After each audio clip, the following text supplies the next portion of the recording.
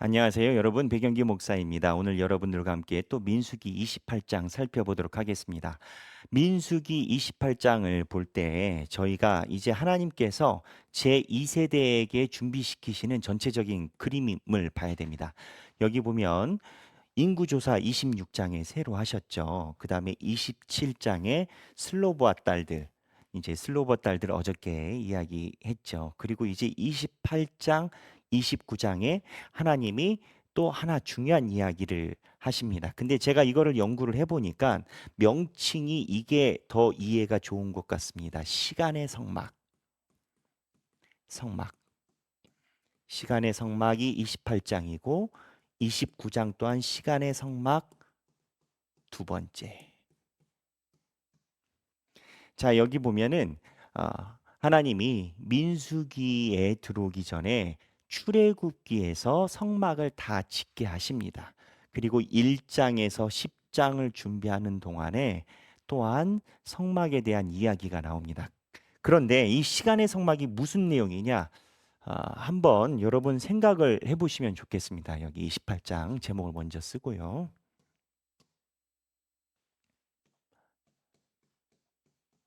시간의 성막.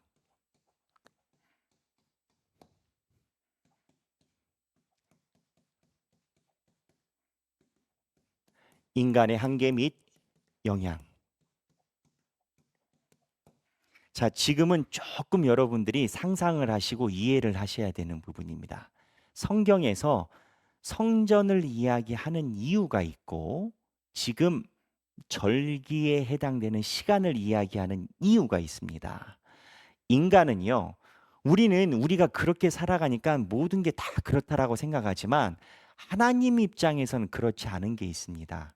우리랑 하나님이 다른 게 있고 우리 안에만 있는 게 있어요. 그게 뭐냐? 첫째, 인간은 장소를 두 군데를 잊지 못합니다. 아니, 당연한 거죠. 당연한 거죠. 우리는 그렇게 생각을 해요. 장소에 문제가 있습니다. 우리는 당연히 장소는 두 군데에 있을 수 없다라고 생각을 하지만 이거는 우리 입장에서 굉장히 당연한 거예요. 하나님 입장에선 그러지 않아요. 하나님은 무소부재라는 어려운 말을 이제 한국말에서 네 단어로 쓰는데 하나님은 동일한 장소 여러 곳에 구애받지 않고 동시에 임하시고 이렇게 성경에서 이야기하고 우리가 교리문답 받을 때도 그렇게 얘기를 합니다. 여기서 우리가 알아야 되는 것은 하나님은 장소에 구애받지 않는다. 그냥 이렇게만 알고 있는데 거꾸로 인간은 동일 장소에 두 장소를 같이 거칠 수가 없어요. 당연한 거라고 우린 생각하는데 생각해 보면 당연하지 않은 거예요. 인간뿐만 아니라 지구상에 있는 물리를 가진 동물들과 식물들의 한계예요. 거꾸로 이야기를 하면 이 장소가 한정됨이 인간이 가지고 있는 영향력의 전부라고 이야기할 수가 있습니다. 그래서 하나님이 이 장소 안에서 하나님과의 관계의 영향력을 지속적으로 가져가고 잃지 않도록 하기 위해서 장소 안에 하나님이 성막, 즉 성전을 지으신 거예요. 이 장소의 범주 안에서. 왜 장소의 범주 안에서 성전을 지으셨냐? 인간은요, 장소 안에서 영향을 받고 장소 안에서 우리의 존재가 확립이 됩니다. 그래서 성전이 왜 중요하냐면 우리가 이렇게 장의 영역으로 보면 우리가 움직이고 있는 그 장소 안에 하나님의 영향력이 딱 닷을 내리듯이 있는 장소적인 개념이 필요하기 때문입니다. 저는 가끔 그 생각을 해요. 저는 비염 환자거든요. 그래서 비염약을 먹어요. 비염약을 먹는데 비염약이 정말 작아요. 좁쌀보다도 작을 때가 있죠. 좁쌀보다 작은 소량을 복용할 때는 반절반절 0.5mg이니까 굉장히 작아요. 근데 비염약 하나를 먹으면 비염약의 부작용이라고도 얘기를 하지만 굉장히 졸릴 때가 있습니다. 근데 생각을 해보면 요 조그만 비염약 하나 때문에 내 몸이 졸린 거예요. 저는 이렇게 체구가 있고 해도 정말 내 몸에 몇 프로도 안 되는 조그만 거 하나 때문에 내가 하루 동안 이 약의 영향권 안에 있는 거예요. 무슨 내용이냐? 제가 무엇 얘기를 하려고 하냐면 인간의 장소 영역에서 성전이 별것 아닌 것 같지만 비염약처럼 성전의 존재가 인간의 전체적인 영향력을 미칠 수 있기 때문에 하나님이 광야에서 성막을 만든 거예요. 그래서 이 장소의 문제에서 인간이 태생적으로 가지고 있는 존재적인 문제, 조금 어려운 얘기를 하면 존재론적인 문제라고 표현을 해요. 존재가 뭐냐? 인간이 살아있고 숨을 쉬는 그 존재적인 문제. 이 성전의 문제를 위해서 하나님이 성막을 지으신 거예요. 그러니까 하나님이 성막을 지으신 게 하나님을 예배하게 만드는 건데 예배하게 만드는 게 물리적으로 가시적으로 보이잖아요. 이동을 하잖아요. 장소가 어디를 가든 따라가잖아요. 그래서 이 성막의 개념은 결국 장소적인 문제에 국한되어 있는 인간의 속성을 하나님이 비협약처럼 성막 하나로 잡으신 거예요. 근데 이거를 하나님이 이 장소만 잡으신 게 아닙니다. 시간의 문제가 있습니다. 이 두 가지가 철학적으로 보면 인간이 속박되어 있는 모든 것입니다. 인간은 장소를 거스를 수가 없어요. 여기에서 다른 장소에 두 곳에 있을 수가 없어요. 시간도 마찬가지예요. 인간은 시간을 과거로 돌릴 수도 없고 미래로 갈 수도 없어요. 여러분 제가 시간에 대해서 많이 생각을 하기 때문에 설교에 많이 배워 나오지 않습니까? 그래서 이 개념은 여러분들이 잘 알 거예요. 그래서 인간이 인간으로서 한계를 넘어 가지고 있는 필드, 장의 영역으로 이야기를 한다면 딱 두 개예요. 시간하고 장소. 근데 이 시간하고 장소가 하나님 안에서는 전혀 문제가 안 돼요. 장소는 무소부재 어디나 계신다라고 얘기를 하고 시간은 알파와 오메가요. 처음이요 끝이라라고 얘기해서 하나님은 시간 안에 계시잖아요. 하나님한테 문제가 없는 거예요. 근데 역설적으로 인간은 이 안에 딱 잡혀 있어요. 그래서 시간의 문제를 성전처럼 하나님이 가기 위해서 예배 절기를 잡으십니다. 타이밍을. 그리고 이거를 성경에 나오는 또 하나의 보이지 않는 성막으로 만드십니다. 제가 지금 여러분들께 얘기 드리는 건요. 백영기 목사가 만든 내용이 아니에요.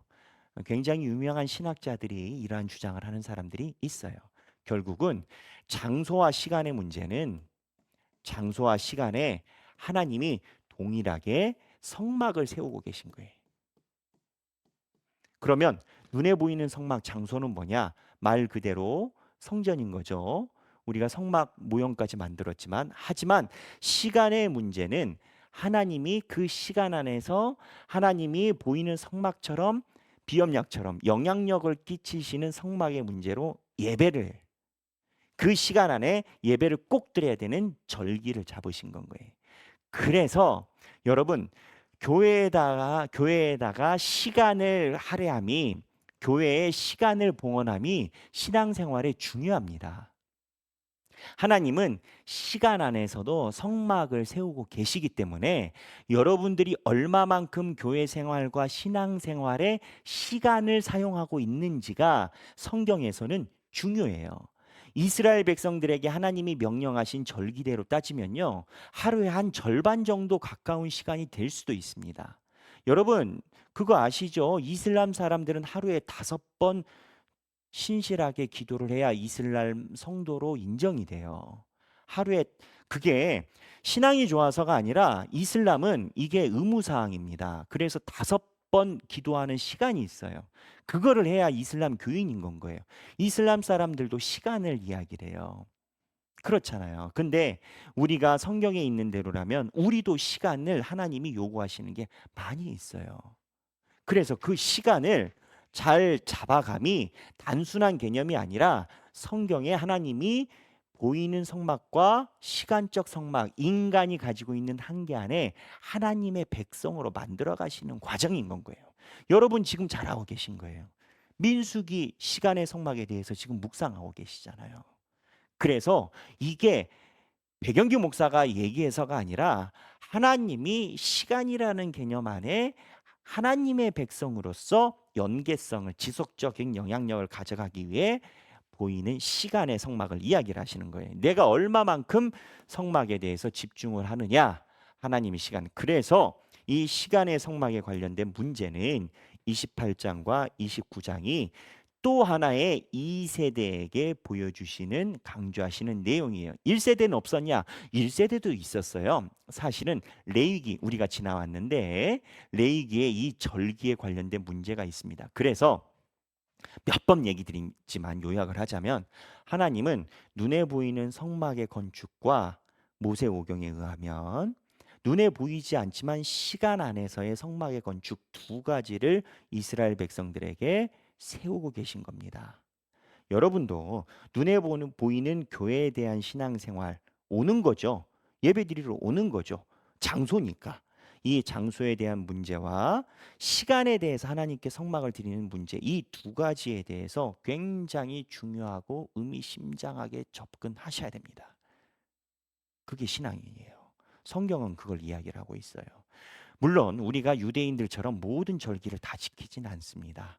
그 중에서도 중요한 몇 가지만 목회자와 신학자들이 연구해서 강조를 하는데 성경 원문에서 우리에게 강조하는 것은 그거보다 더 무게가 깊어요.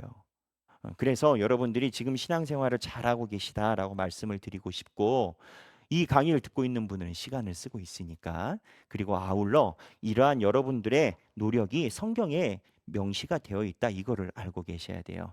그래서 여기 보면 28장의 시간에 대한 성막에 대해서 여러 가지를 얘기를 해요. 첫 번째 상번제라고 표현되는데 날마다 제사.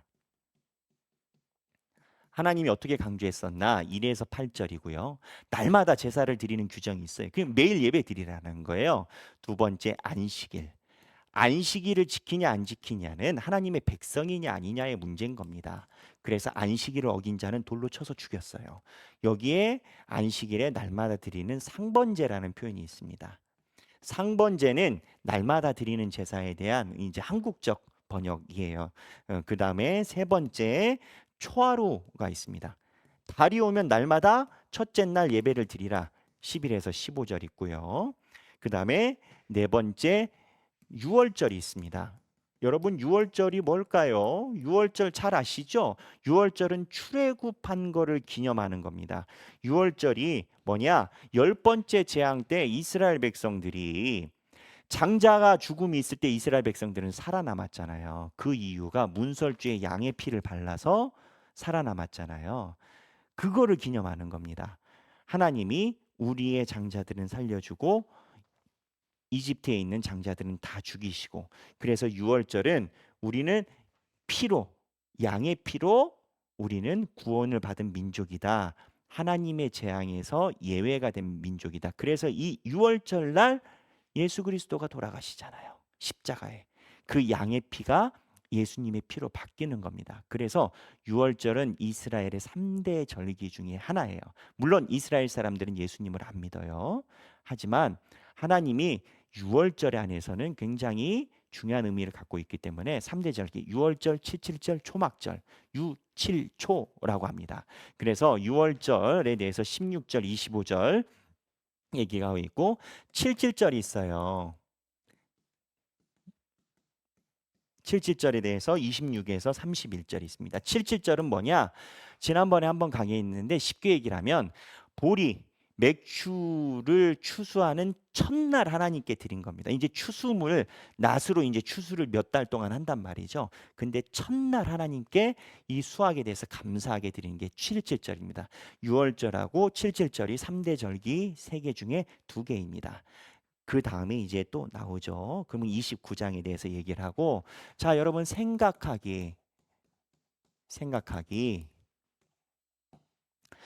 시간의 성막